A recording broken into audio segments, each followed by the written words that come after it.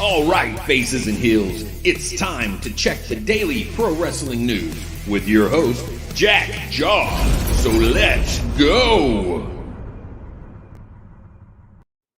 What's up, pro wrestling fans? I'm Jack Jaw. This is a quick check of the pro wrestling news. Let's jump straight to it. Right out the gate, we got this babyface look. Remember Randy Orton back in the day?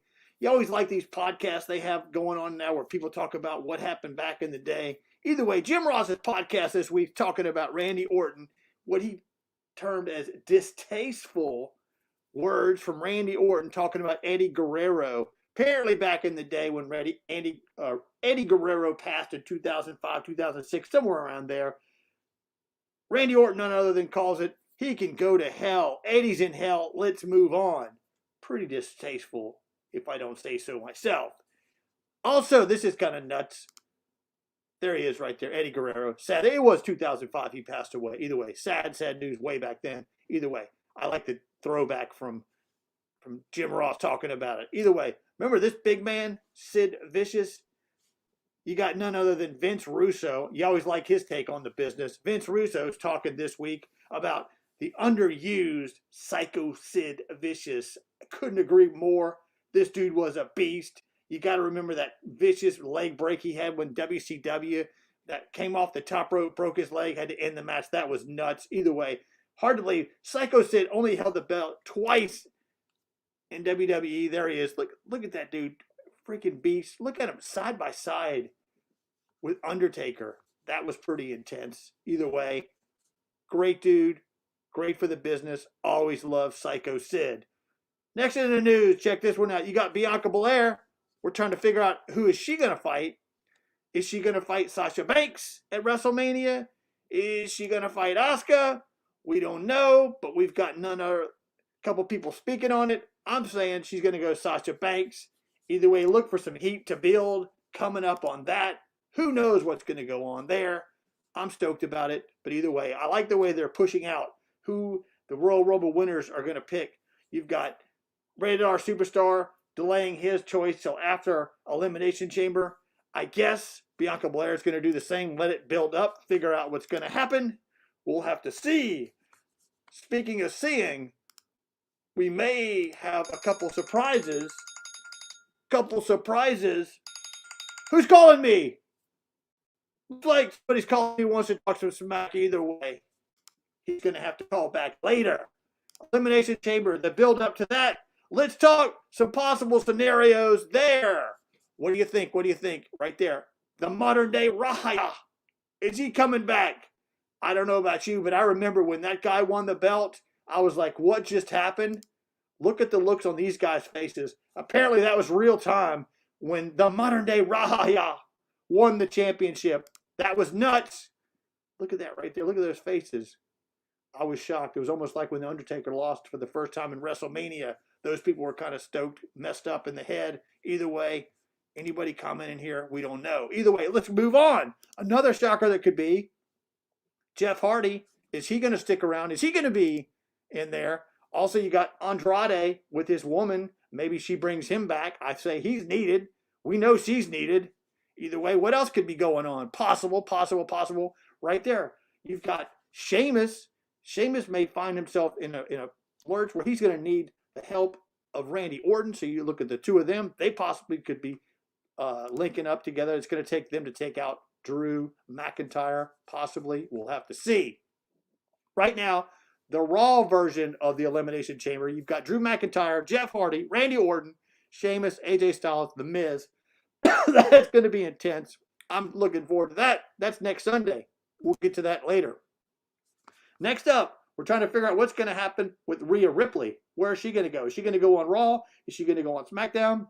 We'll have to see. I say she's going to end up on Raw, but who knows? Next up, we got a possible scenario for MVP. It looks like Keith Lee, he may be wanted in the Hurt Business. What do you think about that? I don't know. I kind of like the Hurt Business. Keith Lee looks like he's a good fit, but who knows what's going to happen. Last night, what'd you feel about none other than this man right here. This dude has got an ego that just will not stop. Seth Rollins comes back last night. You thought he was going to have a possible face turn, but no, it did not. All the wrestlers were out there to greet him. Everybody was stoked about it. Guess what happens? Everybody leaves after they start hearing us saying, they need me, they need a leader, whatever. The only man out there left, Cesaro. You think Cesaro's going to talk sense into him? No. Right there, Seth Rollins takes out Cesaro. That could possibly be the angle coming up. Then, after SmackDown, you've got this big walrus. Never been a fan of him. Never liked him. Paul Heyman. Either way, great character. Just don't like him as a person. Kind of a jerk. Paul Heyman talking smack right there. He's trying to put together the pieces of what's going to happen with somebody fighting his man, Roman Reigns. There we go. So as it stands right now, the SmackDown version of the Elimination Chamber, you've got Daniel Bryan, Jey Uso, Kevin Owens, King Corbin, and Sami Zayn. The winner of that chamber match goes on to fight Roman Reigns later in the night. I can't get enough of the Kevin Owens versus Roman Reigns. We'll have to see if that goes down that way. But either way, that looks to be pretty exciting. Then, we've been talking to this guy for a couple weeks now. He is the next big thing. Triple H is now talking next big thing. There's the big beast, Parker Boudreaux. I guess he's going to go to NXT. I'm not a big fan of wrestlers that go to NXT and work their way up. I like just a big boom, show up in WWE Raw or SmackDown. But either way, I guess they got to make sure they earn their keep before they show up on the big show. Either way, we'll have to see what goes on there. Next, let's run a quick rundown on AEW. AEW show this week was pretty good. Even though you've got different people out there speaking that AEW is flatlined. Eric Bischoff saying they flatlined or whatever. I don't agree. AEW show still good, still great, still excited about it. This week you got the high notes right there. You've got, Darby Allin. 170 pounds. That dude is definitely pound for pound one of the best in AEW. Right there, you've also got the low point, these backstage little deals. Last week. I know exactly what you're doing. I don't know. The inner circle, I kind of like that. MJF, let me keeping them bad. But Next, obviously, you got a face turn coming here with Sammy Guerrero. He's definitely a face turn. It is. It's obvious. Going on there. Every single week you make it obvious and obvious. Either way, that was the low point of the night on AEW. To me, when I first got in the inner circle, let's see what else we got going on. This was another low point. I wasn't a fan of this one. You've got, it's just, I don't know. It's just they're mega underutilizing Matt Hardy, the whole Hangman Page thing, Dark Order thing. I don't know. Just not a big fan of that. Either way, low point there. But high point, you got to give it to these dudes right here. I mean, you had the best main event I've seen in a while. Jon Moxley, Kenta, Kenny Omega, and Lance Archer. That was sick. Everybody going crazy for Kenta from New Japan showing up. That was pretty exciting. Best main event AEW Dynamite's had in a while. I thought, just me, my opinion. Then, what else we got here? We've got a real quick look at a local independent, Wrestling 225. They've got a show coming up that's going to be shown on Facebook. $5 for a good show, good indie show right there. Check them out. March Madness 2021, March 23rd, Facebook Live on Tuesday night.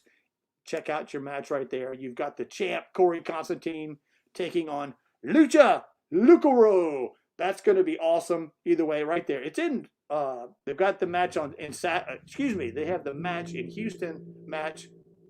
It's got to be good. Either way, let's see what's going to happen with that one. I'm Jack Jaw. This has been a quick check of the pro wrestling news. Catch you next time. You just watched Jack Jaw check the daily pro wrestling news. See you next time.